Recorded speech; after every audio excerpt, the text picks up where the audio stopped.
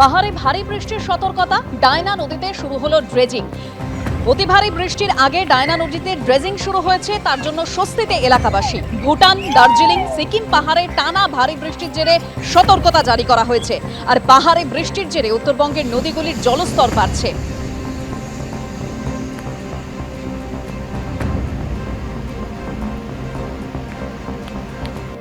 উত্তরবঙ্গে ভারী বৃষ্টিপাত চলছে, পাহাড়ে লাগাতার বৃষ্টি চলছে, যার জেরে কিন্তু উত্তরবঙ্গের 5 জেলায় কমলা সতর্কতা জারি করেছে আবহাওয়া দপ্তর।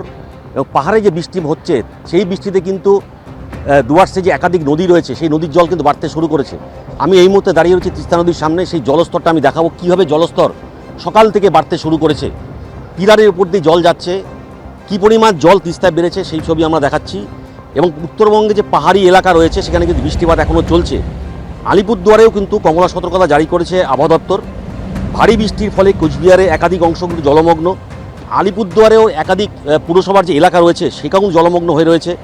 শিলিগুড়ি মিরিক রোডে ধস পড়েছে। গয়াবাড়ি চা বাগানের কাছে রাস্তায় ধসে মাটি পড়েই পাথরের চাই ধসে চলে গিয়েছে। শিলিগুড়ি মিরিক রোডেও কিন্তু যানবাহন চলাচল কিন্তু ব্যাহত হয়েছে।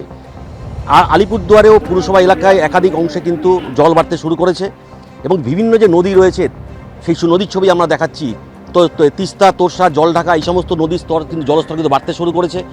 বানারহাটের একাধিক এলাকায় কিন্তু গতকাল রাতে প্রশাসনের তরফ থেকে মাইকে প্রচার করা হয়েছে, যাতে তারা রাতে জল বাড়লে নিরাপদ স্থানে তারা পৌঁছতে পারে।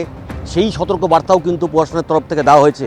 আমরা দেখেছি গত বছর 5ই অক্টোবর ডুয়ার্সে যে ভয়াবহ বন্যা হয়েছিল, তারপরে কিন্তু প্রশাসন তৎপর হয়ে একাধিক নদীর উপর যে ড্রেজিংয়ের কাজও কিন্তু প্রশাসনের তরফ থেকে শুরু করেছে। এই ড্রেজিংয়ের কাজ কিন্তু বিগত কয়েক বছর ধরে কিন্তু নদীগুলোতে হয়নি। নতুন সরকার আসার পর সেই নদীগুলোতেও কিন্তু ড্রেজিংয়ের কাজ শুরু হয়েছে। সেই ছবি আমরা দেখিয়েছি। সব নিয়ে একটা রাত্রে কি হয় সেটাই এখন দেখার, কারণ ভারী বৃষ্টিপাতের সতর্কতা কিন্তু জারি করা রয়েছে আবহাওয়া দপ্তরের তরফ থেকে। আগামী 24 ঘন্টায় কিন্তু ভারী থেকে অতি ভারী বৃষ্টিপাতের সম্ভাবনা রয়েছে উত্তরবঙ্গের 5টি জেলায়। ক্যামেরা রাজদীপ মন্ডল, রায় চট্টোপাধ্যায়, এবিপি আনন্দ, জলপাইগুড়ি। কালীঘাট তৃণমূলের রক্তচাপ বাড়িয়ে ঋতব্রত তৃণমূল গতকাল বিদ্রোহী কাউন্সিলরদের সঙ্গে নিয়ে প্রায় 1.5 ঘন্টার দীর্ঘ বৈঠক করল। যে বৈঠকে উপস্থিত ছিলেন 47 জন প্রাক্তন কাউন্সিলর এবং 4 জন বিধায়ক। কলকাতার প্রাক্তন কাউন্সিলরদের সঙ্গে গতকাল এই বৈঠক হয়। ঋতব্রত তৃণমূলের ডাকে বৈঠকে ছিলেন দেবাশিস কুমার, অরূপ চক্রবর্তীর মতো একাধিক প্রাক্তন তৃণমূল কাউন্সিলর।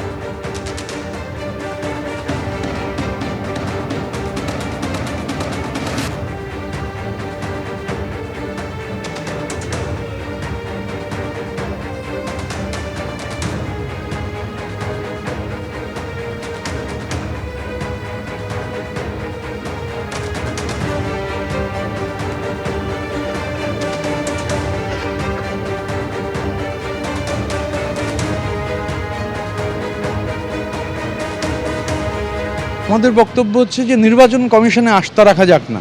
নির্বাচন কমিশন তো রয়েছেন, যা রিপ্রেজেন্টেশন দেওয়ার আমরা রিপ্রেজেন্টেশন দিয়েছি, আমাদের যা বলবার আমরা লিখিতভাবে জানিয়েছি। তো ইলেকশন কমিশনে আস্থা থাকুক, সমস্যা কোথায়? আপনারা কি এই লোগোর ব্যাপারে কোনো কিছু বলেছেন?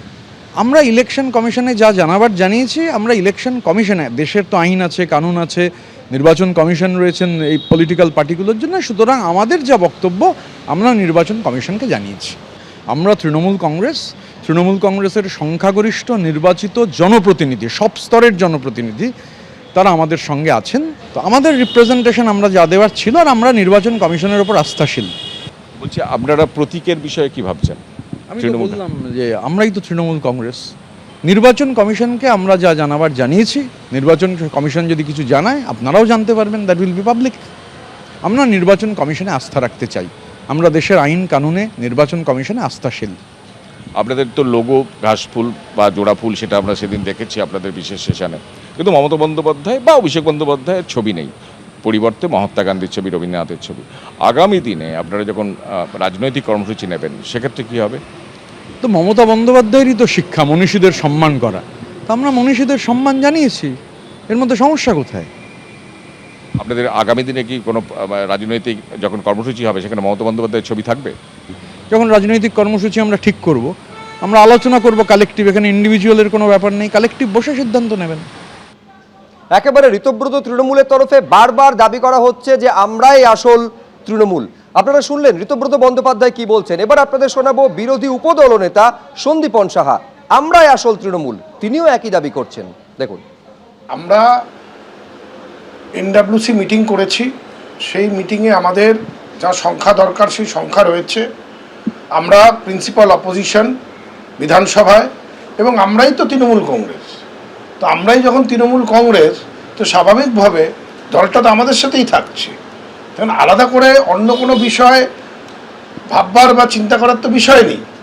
আমরা আমাদের দিক থেকে যেইভাবে করে এগোনোর প্রয়োজন আমরা সেইভাবেই এগোচ্ছি, এবং আমরা সংখ্যার দিক থেকে যা সংখ্যা আমাদের কাছে আছে আমার মনে হয় না কোথাও কোনো অসুবিধে আছে।